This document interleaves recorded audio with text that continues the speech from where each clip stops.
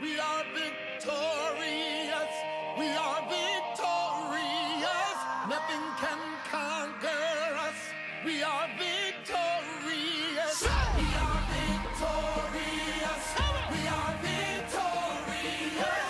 Nothing can conquer us. We are victorious. Bonjour ou bonsoir, dépendant de l'heure à laquelle vous nous suivez. Je m'appelle Eunice Dallo, je suis étudiante en architecture intérieure, bientôt licenciée. Et je suis aussi présidente et fondatrice du groupe Royal Breed. Nous avons commencé une nouvelle série, c'est fait, Game Over.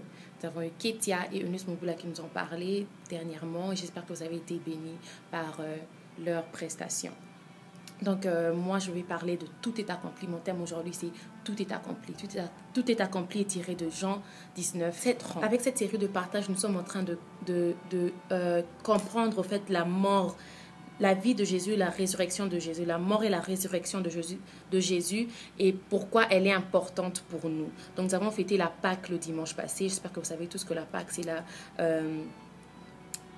la fête ou la commémoration de la mort et de la résurrection de Jésus-Christ qui a été énoncée par la Bible le 3e jour après la passion du Christ. Donc la Pâque est importante. Mais pourquoi est-elle importante? La Pâque est importante parce que sans la résurrection, notre foi n'aurait pas de sens. Et même notre chrétienté ne tiendrait pas debout. Si Jésus-Christ n'était pas ressuscité d'entre les morts, il aurait été comme toute autre figure religieuse qui était venue pour apporter un message de joie ou de paix, un message de changement. Donc aujourd'hui, j'aimerais un peu que nous nous focalisons un peu sur quelque chose de très essentiel, sur la personne de Jésus-Christ, sur ce tout est accompli là. Qu'est-ce qu'il essaye de dire par ce tout est accompli? Nous réalisons combien la résurrection, en effet, est la clé même de notre bonheur, la clé même de notre foi, de notre épanouissement. C'est la clé même de notre chrétienté. C'est la base même de tout ce qui fait notre être, la mort et la résurrection de Christ. Nous étions tellement loin de Dieu que Christ a décidé de donner son Fils. Jean 3,16 dit, Dieu a tant aimé le monde qu'il a donné son Fils unique. Donné son Fils unique. Ce qu'il avait de plus cher. S'il est arrivé à donner ce qu'il avait de plus cher, c'est que tu as de la valeur. Il t'aime tellement qu'il a dû donner ce que lui, il avait de plus cher. Donc réjouis-toi parce que tu as de la valeur. Tu n'es pas n'importe qui. Dieu te connaît. Tu as de l'estime pour toi. Et il a estimé qu'il devait donner son Fils pour que tu sois sauvé. C'est passé il y a longtemps, mais il savait qu'il y aurait Eunice. Il savait qu'il y aurait Ketia. Il savait qu'il y aurait Julie peut-être. Il savait qu'il y aurait Edith. Il s'est dit non. J'aimerais pas que toutes ces personnes pour qui j'ai de l'estime, ma création, aille dans le péril. Dieu a tellement aimé sa création qu'il a envoyé son Fils unique afin que son Fils unique vienne mourir pour nous. Ce que ton père n'a pas pu faire pour toi, Dieu l'a fait pour toi. Ce que ta mère ne saura même pas faire pour toi, Dieu l'a fait pour toi. Il a envoyé son Fils unique pour que tu sois restauré, pour que tu aies la vie. Et nous allons lire Éphésiens 2, 4 à 6 qui dit « Mais Dieu est riche en compassion. » Compassion, c'est l'amour. À cause du grand amour dont il nous a aimés, nous étions morts en raison de nos fautes. Il nous a rendus à la vie avec Christ. C'est par grâce que vous êtes sauvés. Il nous a ressuscités et fait asseoir avec lui dans les lieux célestes en Jésus-Christ. Tu es aimé. Mais aimé de qui? Aimé de l'amour parfait. Celui qui est détenteur de l'amour parfait. Celui qui aime. Même quand il ne faut pas aimer, il t'aime. Même quand tu fais le mal, il t'aime. Même quand tu penses pas que tu mérites cet amour. Même quand les autres ne pensent pas que tu mérites cet amour. Lui, il t'aime. Celui qui aime simplement. Il n'a pas de raison de l'aimer, mais il t'aime quand même. Ah, j'aime ce Dieu, j'aime ce Dieu. Il est venu, il est mort pour nous à la croix. Et quand il disait tout est accompli, donc, nous allons lire d'abord, lisons d'abord Jean 19, 28 à 30.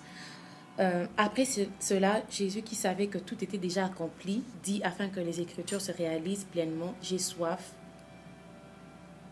J'ai soif. Il y avait là un vase plein de vinaigre.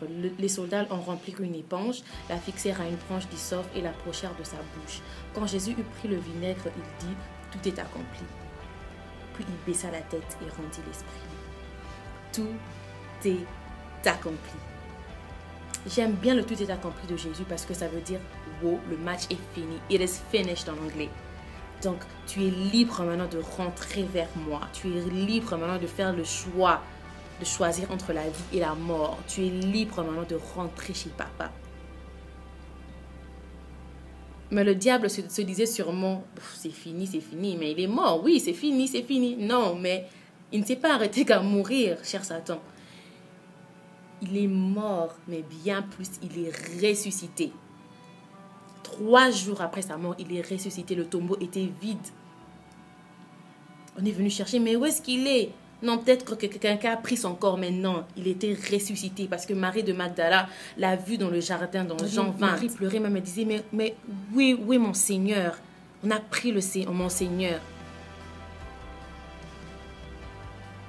Et elle ne savait pas que c'était à Jésus qu'elle parlait. Mais quand elle s'est rendue compte que c'est à Jésus qu'elle parlait, non mais c'était la fête. Imaginez-vous un peu, si j'étais à sa place, j'allais être...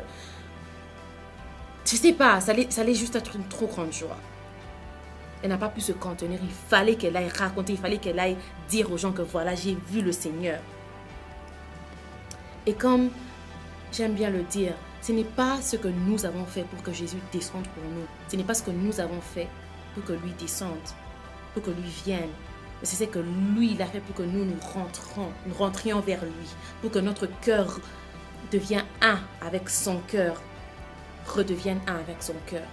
Ce n'est pas ce que nous avons fait pour que lui descende, mais c'est ce que lui, il a fait pour que nous nous allions vers lui, nous retournions vers lui.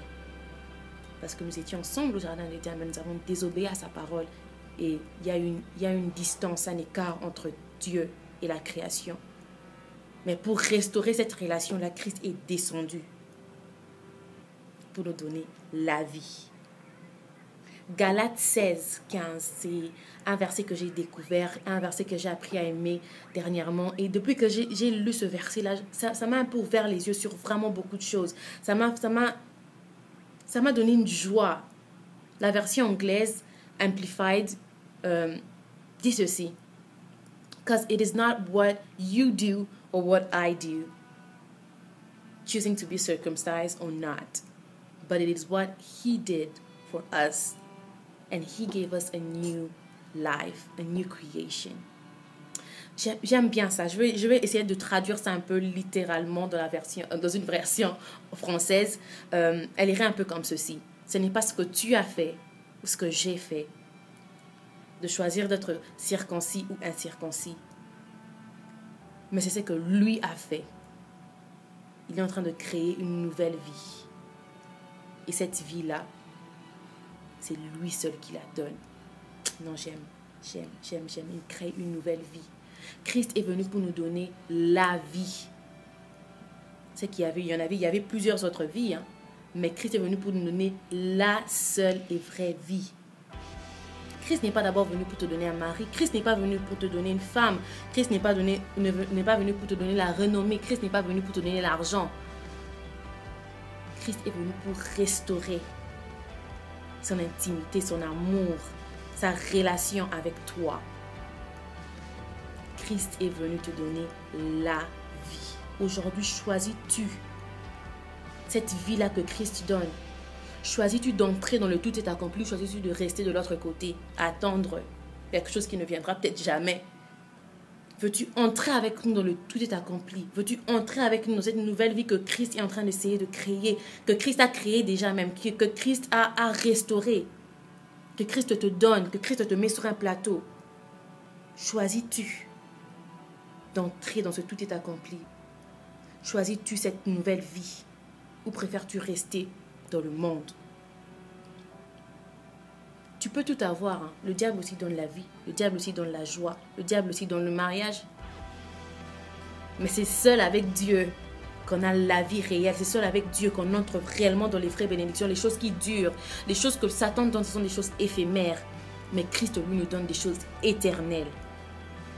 Éternel veut te transformer. Christ veut te libérer. Christ veut te soutenir.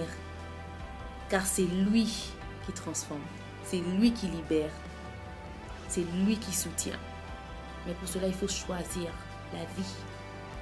choisir d'entrer dans le tout est accompli de Jésus-Christ. Veux-tu Jésus aujourd'hui? Veux-tu arrêter de te figer sur ta personne? Rappelez-vous, ce n'est pas ce que tu as fait ou ce que tu es en train de faire, mais c'est ce que lui fait. Donc, choisis-tu de rester figé sur ta personne, sur tes principes, ou choisis-tu de tout abandonner pour ce Jésus-là? Veux-tu avoir la vie et réellement comprendre la vie pour entrer dans le tout est accompli? Ou veux-tu rester dans ce que toi tu veux? Si tu veux réellement entrer dans le tout est accompli, si tu veux réellement la vie, la seule et la vraie vie, alors choisis Jésus-Christ. Choisis Jésus-Christ. Il peut te faire du bien aujourd'hui. Il peut effacer, il peut éliminer, il peut détruire tout ce qu'il y a eu à te faire du mal, tout ce qu'il y a eu à t'enfoncer, tout ce qu'il y a eu à te diminuer en tant que personne, en tant qu'être humain. Christ peut tout enlever. Car il est venu pour toi. Tu as essayé de vivre une vie de toi-même. Et tu vois et tu sens que ça ne va pas. Les résultats le prouvent que ça ne va pas. Choisis d'entrer dans la joie du Seigneur. Choisis la vie. Choisis Jésus-Christ aujourd'hui. Car c'est en lui seul. C'est en lui seul que tu as la vie et la vie éternelle. Que tu as la paix. C'est vrai. Tu te dis peut-être, mais à quoi ça sert? Qu'est-ce que ce Jésus-là peut apporter de nouveau? Non, il apporte tout de nouveau. Il restaure tout. Il donne un nouveau départ. Même si tu as eu à faire du mal, même si on a eu à te faire du mal, avec Jésus, ça n'a plus d'importance. Car quand il entre dans ta vie, tout change. Tout change. Car en lui, tout devient nouveau. J'ai déjà tout perdu. J'ai perdu ma crédibilité. J'ai perdu ma virginité. J'ai perdu mon essentiel en tant que personne. J'ai déjà tout donné. J'ai plus rien à donner. Qu'est-ce que j'ai à donner? Non, même avec le peu que tu as. Viens vers Jésus-Christ. Car il y a tout à gagner. Il y a tout à gagner. Il y a la paix à gagner. Il y a la vie à gagner. Il y a la joie à gagner. Essaye-le. Goûte un peu ce Jésus-là. Et entre dans le tout est accompli avec nous. Ce n'est pas facile, je sais. J'ai été là où toi tu es. Mais j'ai décidé de donner ma vie à Jésus-Christ. J'ai décidé de non seulement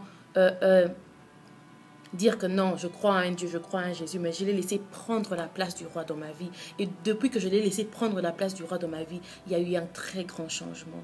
Il ne suffit pas de dire que j'aime Jésus. Il ne suffit pas de dire que j'accepte l'œuvre de la croix. Mais il faut vivre l'œuvre de la croix. Il faut accepter l'œuvre de la croix, vivre l'œuvre de la croix et marcher selon les voies du Seigneur. Christ a fait ce grand déplacement, il est venu vers toi. Et maintenant, il attend que toi, tu ailles vers lui. Car il ne peut pas te forcer la main. Il y a un choix à faire. C'est un Dieu grand. C'est un Dieu puissant. Il a la puissance de te prendre et de te faire avaler tout ce qu'il veut. Mais il ne le fait pas. Parce que c'est un Dieu d'amour. Il te laisse le choix de choisir soit la vie, soit la mort. Alors que choisis-tu aujourd'hui? La vie ou la mort? Mais rappelle-toi de ceci, que ce n'est pas ce que toi tu as fait pour lui, pour que lui descende vers toi, mais c'est ce que lui il a fait, pour que tu rentres vers lui. Tu as tout à gagner, tu as tout à gagner, tu n'as plus rien à perdre. Il va panser tes blessures, il va te guérir. Choisis Jésus, car tout est accompli. Avec Jésus, tout est possible. Avec Jésus, on a la force.